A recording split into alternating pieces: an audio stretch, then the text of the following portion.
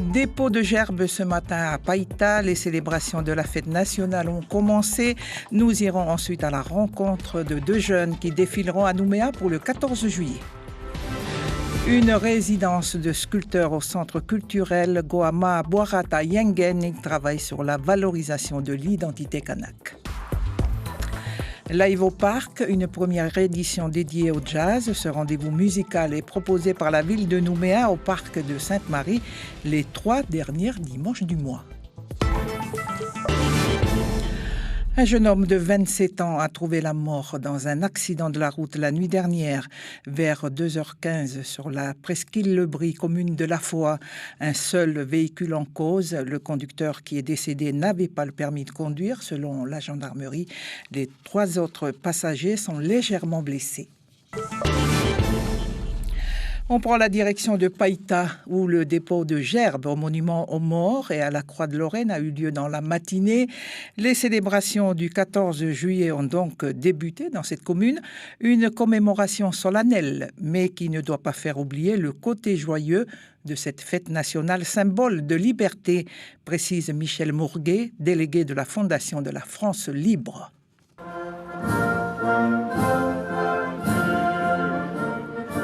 Pour moi, le 14 juillet, c'est toujours des moments fortement empreints d'émotion. Surtout que dans ma carrière, il m'est arrivé de défiler sur les Champs-Élysées. Alors quand vous avez vécu une expérience comme ça, très très forte, quoi.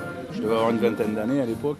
Les autres 14 juillet sont un petit peu moins savoureux, quoi. Mais ça reste quand même une très très belle cérémonie, qui malheureusement n'est pas suffisamment suivie de fêtes populaires. Mais moi, ce que je regrette, c'est que dans toutes les villes et communes de métropole, il n'y ait pas des grandes balles populaires organisées par les communes, les municipalités, comme ça se faisait il y a une quarantaine, une cinquantaine d'années. La tradition du bal populaire, elle s'est vraiment perdue. Alors je sais qu'ici, Madame Lagarde met un point d'honneur à organiser des festivités sur Nouméa, mais cette liesse populaire qui existait il y a 40-50 ans, on la trouve plus, quoi. C'est bien dommage. Le 14 juillet, c'est vraiment une fête, quoi. On n'honore pas les morts, en fait. On honore la liberté. Liberté de la patrie, la liberté des citoyens. Et c'est une cérémonie qui a essentiellement pour but de mettre l'armée française à l'honneur. D'où ce fameux défilé qu'on fait tous les ans sur les Champs-Élysées, où là c'est l'armée française qui est mise en avant et qui défile devant son peuple.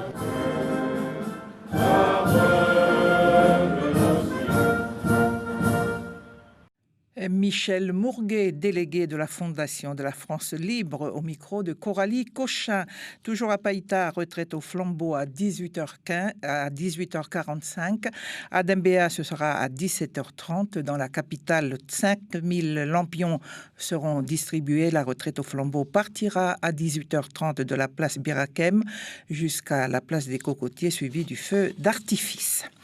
Mélanie et Gilbert défileront demain matin à Nouméa pour le 14 juillet. Ils ont déjà défilé pour la fête nationale à Paris et Nouméa, mais à la veille de la parade militaire, ils sont un peu tendus. Préparation psychologique et militaire, Gilbert est maître de marine et Marjorie est matelot première classe. C'est un honneur de pouvoir défiler au sein du bloc de la Marine nationale en Calédonie. En plus, j'avais ma famille auprès de moi qui pouvait venir me voir. Et j'étais super contente de pouvoir y participer. C'est un peu familial puisqu'on est tous soudés ensemble. C'est vraiment le bloc, il en manque un et ben ça va pas. Donc non, c'est vraiment bien. Avec tous les militaires, j'ai une impression de... Je ne sais pas comment vous l'expliquer, mon ressenti, mais c'est fort, c'est un moment fort pour moi en fait. Lorsque on est tous rassemblés, tous les militaires, que ce soit la marine, l'armée de terre, l'armée de l'air, on voit qu'il y a une grande communauté, on va dire. Et pour moi, ça évoque quelque chose. Des propos recueillis par Alexandre Rosada et Laura Chintu. Explorons les futurs. C'est sur ce thème que la quinzaine d'intervenants du TEDx Nouméa s'exprimeront samedi sur la scène du centre culturel Tchibaou. Des conférences dont le sujet reste secret, mais qui ont toutes pour but de semer des graines d'idées pour faire évoluer nos pensées. Et la première étape, c'est donc d'en parler. C'est ce que nous disait ce matin l'un des organisateurs, Guénolé Bouvet. Tout commence par la parole, c'est difficile de faire autrement. En tout cas, il faut la partager parce qu'on est bien plus fort à plusieurs que tout seul dans son coin. Quand on est acteur du changement, si on ne parle pas de ce qu'on fait, eh ben, ça ne sert à rien du tout. On est tout seul dans son coin, on fait son petit truc. Si personne ne le sait, c'est pas très encourageant. L'humain, il fonctionne en meute, c'est vraiment un animal social. Et quand il sait qu'il appartient au groupe, à celui qui change, alors il est content. S'il est tout seul dans son coin, il se sent seul, il n'est pas très motivé. Donc en fait, on travaille tous ensemble la motivation finalement en partageant ses idées. Donc on a cette prétention d'être au démarrage du changement des idées, des changements de paradigme. On veut changer le monde, effectivement. Guéno Lebouvé, organisateur du TEDx Nouméa, était l'invité de la matinale ce lundi. L'édition 2020 se déroulera samedi 18 juillet au Centre culturel Chibaou à partir de 16h. À Yengen, des sculpteurs travaillent sur 21 poteaux représentant les tribus de la commune. La résidence se déroule au centre culturel Guamaboarat. Chaque sculpture met en avant les symboles des chefferies, des tribus et des clans, une manière de valoriser l'identité kanak. Ces sculptures seront placées au centre culturel, une résidence qui permet aussi aux sculpteurs débutants de progresser. Le reportage de Marguerite Poigoun.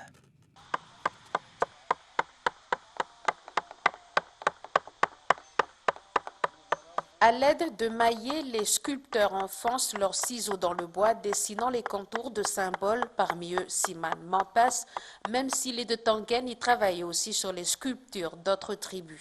Ça représente William. Qu'est-ce que vous allez représenter sur le poteau? La tribu, puis son totem.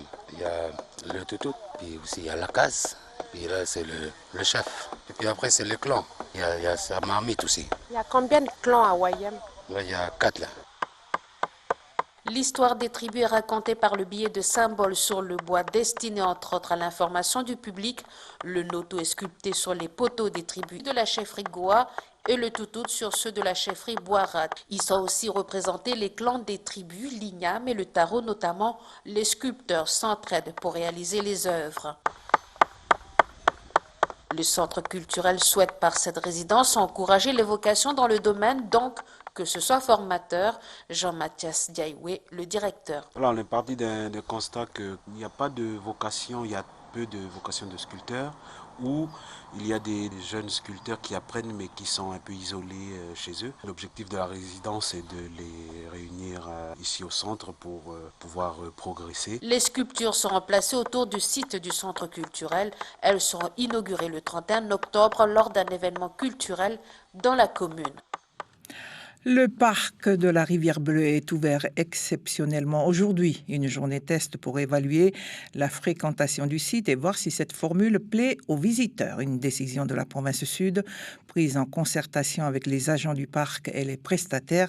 L'opération vise à développer le tourisme local. On reste au Mont d'Or où la fête du sport en famille bat son plein à la salle des communautés au Vallon d'Or et au complexe culturel et sportif de Boulari. Un moment convivial très apprécié. On est là pour jouer, château gonflable, trampoline.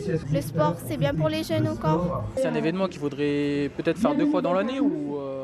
Mais déjà, c'est pas mal quand on vient ici. Moi, c'est ma première fois déjà. Et oui, c'est un événement qui permet de nous rassembler, nous les rameurs. Et voilà, de bien profiter entre nous, quoi. Je suis très content parce qu'en même temps, c'était pas gagné comme c'est un long week-end, que des gens travaillent. Mais tous ceux qui ont pu ont fait l'effort d'être là, donc on va avoir des très belles courses. C'est une journée en famille, c'est une journée conviviale, mais sur l'eau, il n'y aura pas de cadeau. C'est la commune qui nous permet d'organiser cette manifestation, parce que c'est le soutien logistique, c'est eux. Nous, on n'a que la partie course à mettre en place, et en plus, on a plein de monde ce matin, et il fait beau, donc c'est magnifique. Des propos recueillis par Cédric Wakauniem. La musique comme remède au blues du dimanche soir. Hier, en fin de journée, la ville de Nouméa proposait un concert de jazz au parc urbain de Sainte-Marie. Pour cette première édition de Live au parc, plus d'une centaine de personnes avaient fait le déplacement. Reportage Coralie Cochin.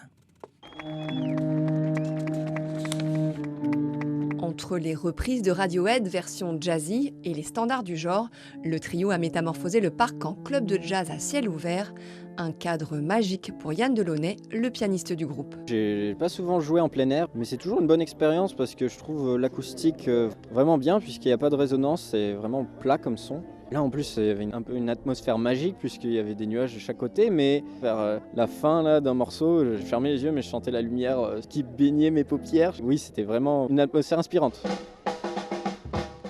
Le public, lui, est venu nombreux et en famille, surtout en ce long week-end du 14 juillet. Parmi les spectateurs, des néophytes, mais aussi des fans de jazz, équipés pour profiter confortablement de ce concert. J'ai un petit fauteuil pour m'installer confortablement, voilà. C'est la première fois que je les entendais et ils sont vraiment très bons. C'était bien, c'est mieux que du rap. Enfin, comme on en écoute beaucoup avec mon grand frère, ça change. Ah, c'est extraordinaire, vraiment. En plus, moi, j'adore le jazz. C'est des très bons musiciens. On n'est pas obligé d'aller dans une salle. C'est vraiment une bonne initiative. J'espère que ça va continuer. Nouveau créneau de l'agenda culturel. Live au Parc donne rendez-vous au public tous les 2e, 3e et derniers dimanches de chaque mois à Sainte-Marie.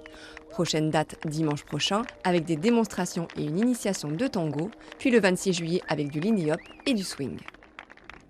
Ainsi s'achève ce journal. Merci de votre fidèle écoute. Belle journée sur La Première.